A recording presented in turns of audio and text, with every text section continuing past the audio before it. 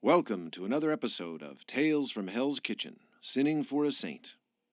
When we last left Stanley Nichols, he was working for Eddie the House Frankson, a local crime lord. The house had forced Stanley to take part in a dangerous heist by threatening Stanley's girlfriend, who was pregnant with their child.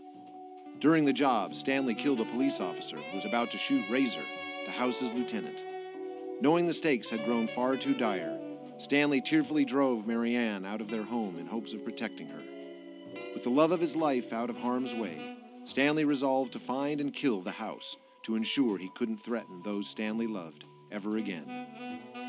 But at this very moment, the police have arrived outside Stanley's apartment building.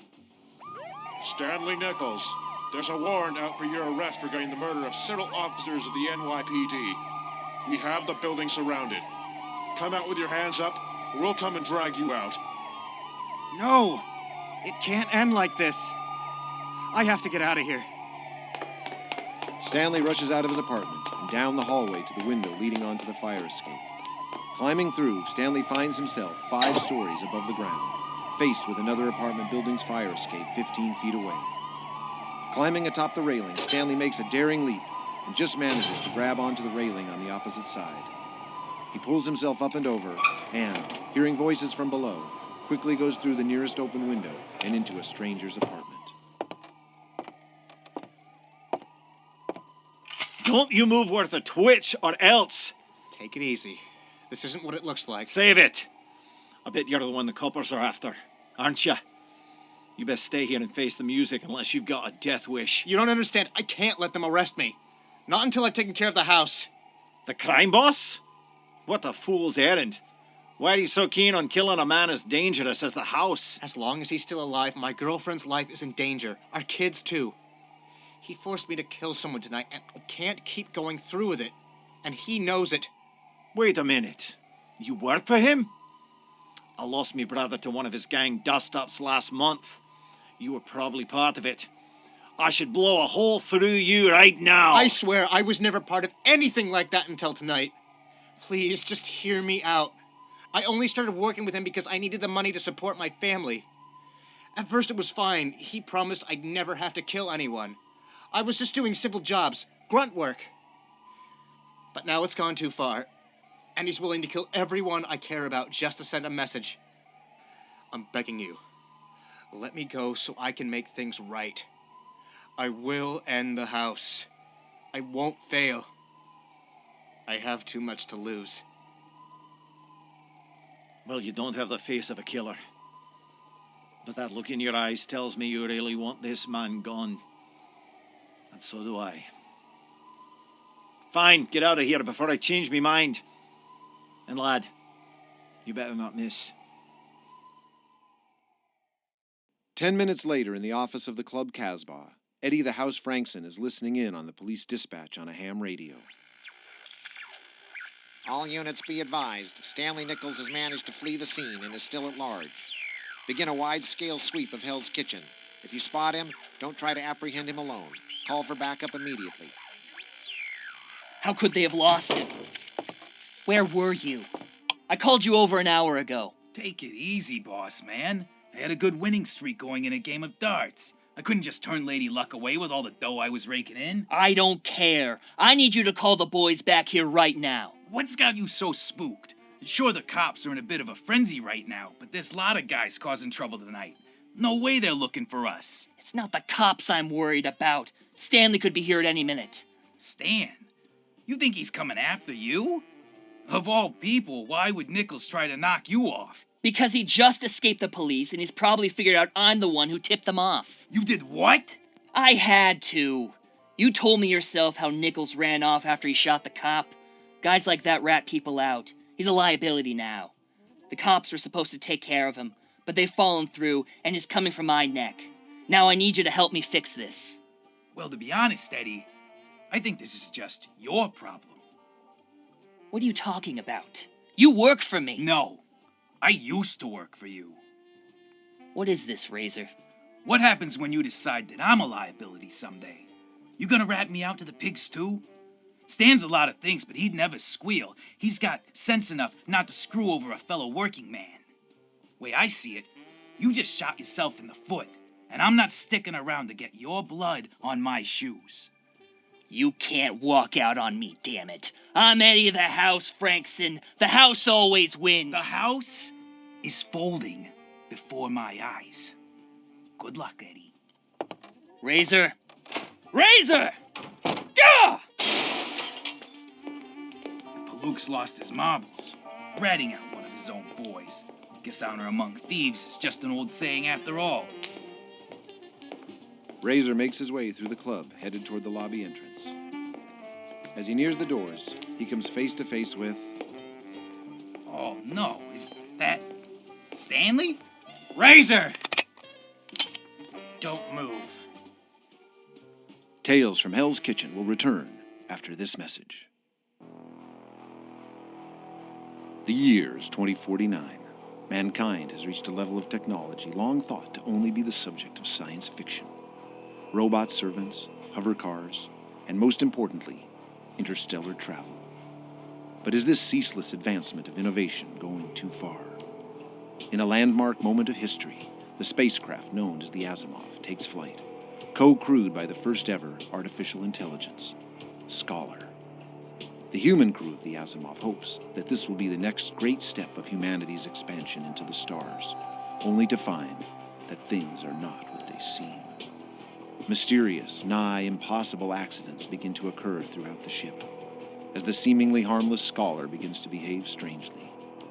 As the humans of the Asimov are slowly picked off one by one, it becomes a race against time to discover the truth before it's too late. All of this in Fictions of Science, Artificial Insanity, coming in the not-so-distant future. Ha ha ha ha ha ha. Ha ha ha ha ha ha.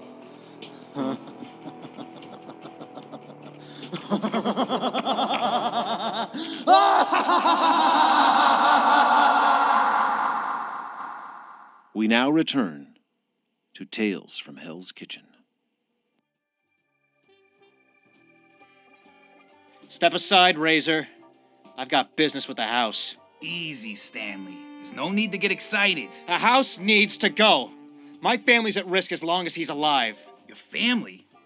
Wait, you're not mad at him for tipping off the cops? He's the one that called them? Oh, that's rich. Eddie thinks you already knew him, that's why you were coming here. Guess he was right to be worried after all. Doesn't matter. I won't let anyone stand in my way. Stan, relax. I'm not gonna stop you. What?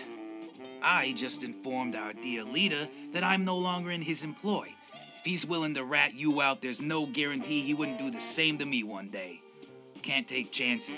I was just on my way out when you came in. You're really not gonna try to stop me?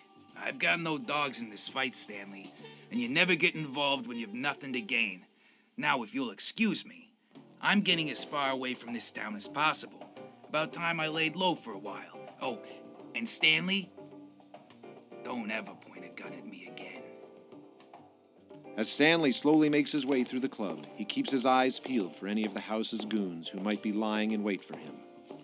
Lady Luck seems to be favoring Stanley today, as no one comes between him and his goal as he approaches the door of the house's office. Stanley takes a breath to ready himself. The moment he reaches for the door handle... Whoa! Don't come any closer, Nichols. I'm walking out of here tonight no matter what. Not a chance, you slimeball. Nobody threatens my family.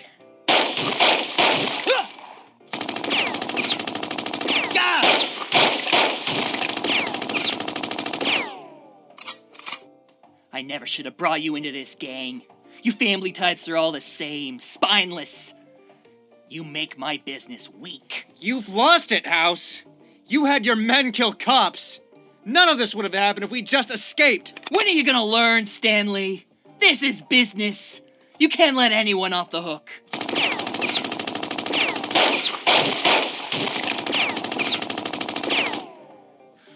Down to my last bullet. It's do or die now. Say goodnight, Stanley. No.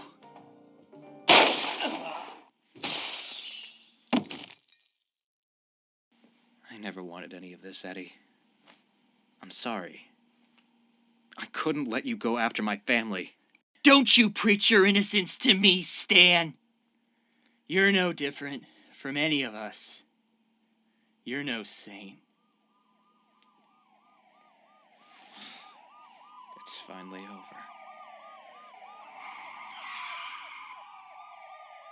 This is the NYPD. We have the building surrounded. Come out with your hands up.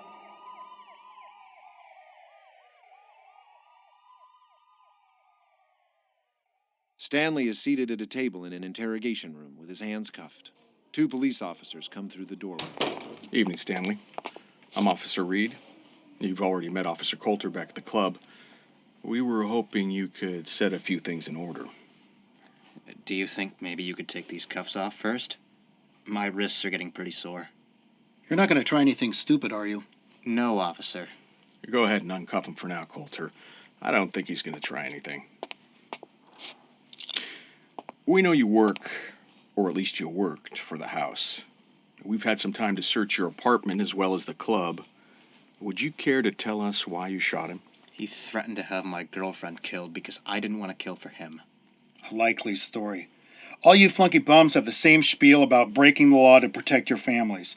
Crocodile tears every time. What? Easy, Colter. The story checks out. His apartment showed signs of a couple living there together.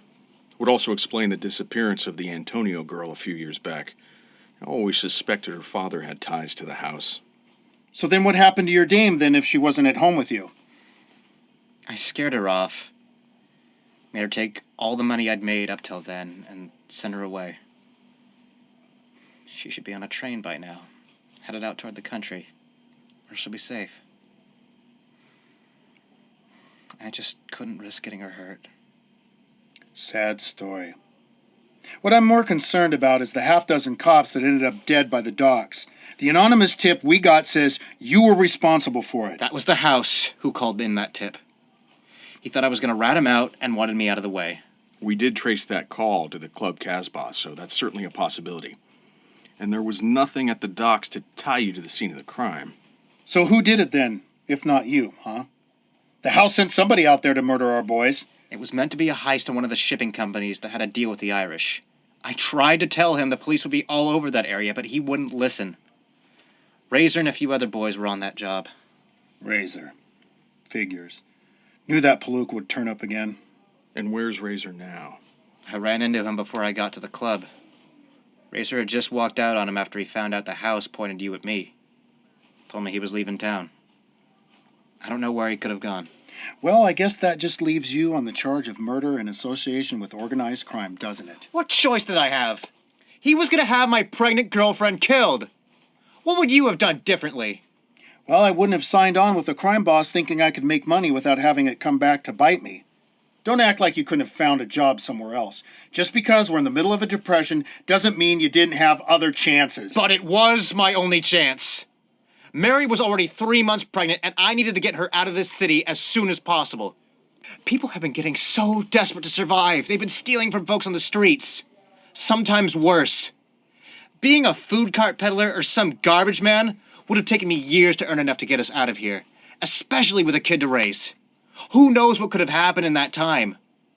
Only the house was paying enough to get us out of Hell's Kitchen before Mary gave birth. I understand you were trying to look out for your family here, Stanley, but there's always a better way. A legal one. That's easy for you to say. You two have had those badges for how long? 5, 10 years?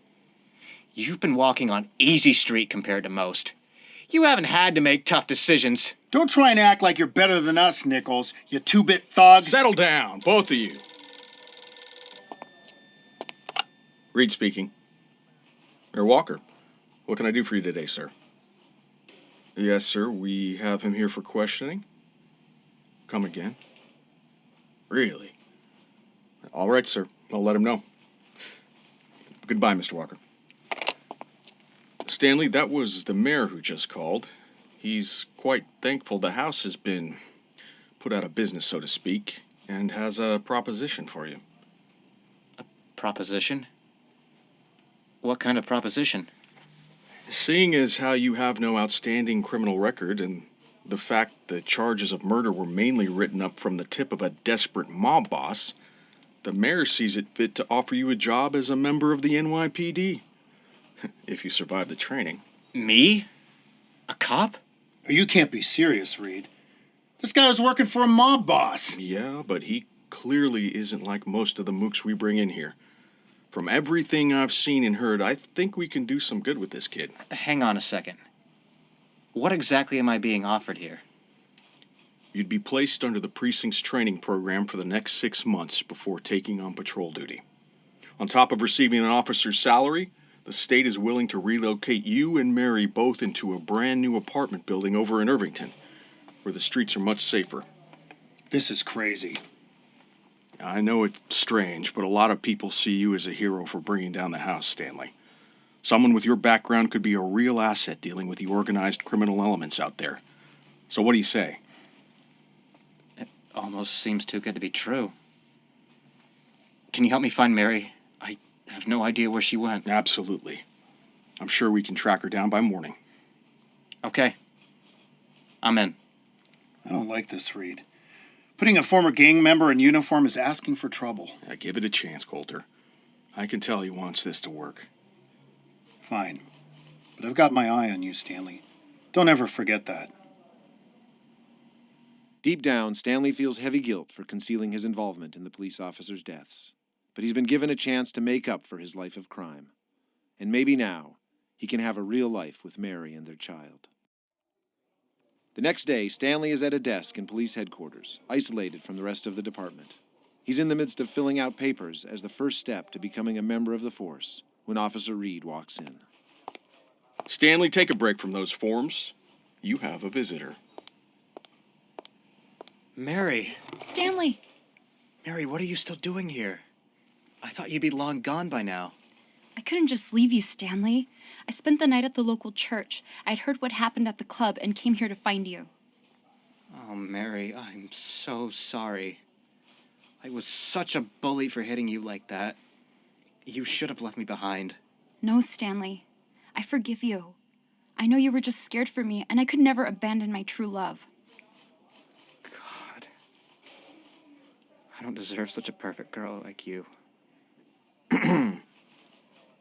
I'll give you two a few minutes to yourselves. What's going on, Stanley? Are they sending you to prison? No, Mary, it's nothing like that at all. You're not going to believe this, but I'm going to train to be a cop. As far as everyone else knows, all I've done is commit some small-time crimes and killed the house. They don't know I was at the docks last night. They don't know that I... Shh! Don't say anything more. It'll be our secret. Right. They're even giving us a new apartment out in Irvington. Oh, thank goodness. That's so much better than I could have hoped for. But you're still going to be in danger out there. And it won't be long before our child... I know. It's not perfect, but it's the best chance we've got.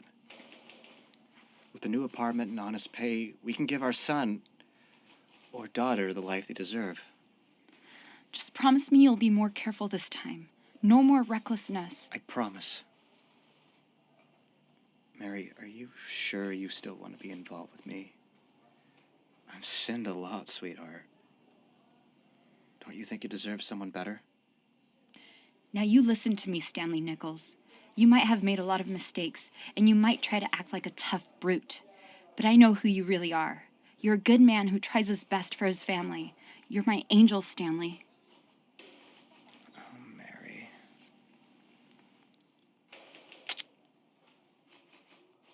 And so for now, this chapter of Stanley's story draws to a close. While Stanley may have done some things he'll never be able to take back, at least he can now do some good fighting for the side of justice to help atone for his sins. And with the love and support of his beloved Mary, along with his new career as a New York City police officer, he may one day find redemption. And maybe this saint will have committed his last sin. Just another tale from Hell's Kitchen.